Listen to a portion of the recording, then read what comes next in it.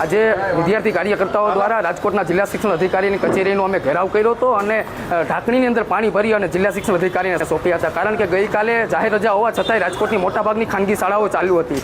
અમે જિલ્લા શિક્ષણ અધિકારીને વિદ્યાર્થીઓ વાલીઓએ ફરિયાદ કર્યા છતાં જિલ્લા શિક્ષણ અધિકારી કોઈનો ફોન ન ઉપાડે અને જિલ્લા શિક્ષણ અધિકારીની સૂચના પછી ખાનગી શાળાઓ ખુલ્લેઆમ ચાલુ રહેતી હોય અને શૈક્ષણિક કાર્ય ચાલુ રાખતી હોય તો આનાથી શરમજનક ઘટના કોઈ ન હોઈ શકે. રાજ્ય સરકારના શૈક્ષણિક બાબતોના મુખ્ય પ્રતિનિધિ તરીકે જેમની જવાબદારી હોય એ જો ખાનગી શાળાઓ પર કાર્યવાહી કરવામાં ડરતા હોય, એક માત્ર નોટિસ આપવામાં ડરતા હોય તો આવા ડરપોક જિલ્લા શિક્ષણ અધિકારીએ રાજીનામું આપવું જોઈએ. કારણ કે પ્રજાના ટેક્સના પૈસે તમે 2-2 લાખ રૂપિયા પગાર લ્યો છો ને એસીની ચેમ્બરમાં બેસો છો. તમે એક નાની એવી નિયમ વિરુદ્ધ કાર્યવાહી કરવામાં ડરતા હોય તો આવા જિલ્લા શિક્ષણ અધિકારી છેલ્લા 5 મહિનાથી રાજકોટના વિદ્યાર્થીઓને ઘોર અન્યાય કરી રહ્યા છે. ભૂતકાળમાં અમે જ્યારે વિદ્યાર્થીઓની બાબતોમાં વાલીઓ સાથે રજૂઆત કરવા જઈએ ત્યારે જિલ્લા શિક્ષણ અધિકારીનું વલણ જાણે પોતે ખાનગી શાળાના મંડળના મહામંત્રી હોય તે રીતના વલણ દર્શાવે છે. આજે એમને કચેરીનું નામ ખાનગી શાળા સંચાલકના મહામંત્રીનું કાર્યાલય એવું અમે નામે આપ્યું છે અને આવનારા સમયની અંદર જો કોઈ પણ જાતિ નક્કર કાર્યવાહી સ્કૂલો પર નહીં કરીએ તો શિક્ષણ મંત્રીને રજૂઆત કરનાર છે.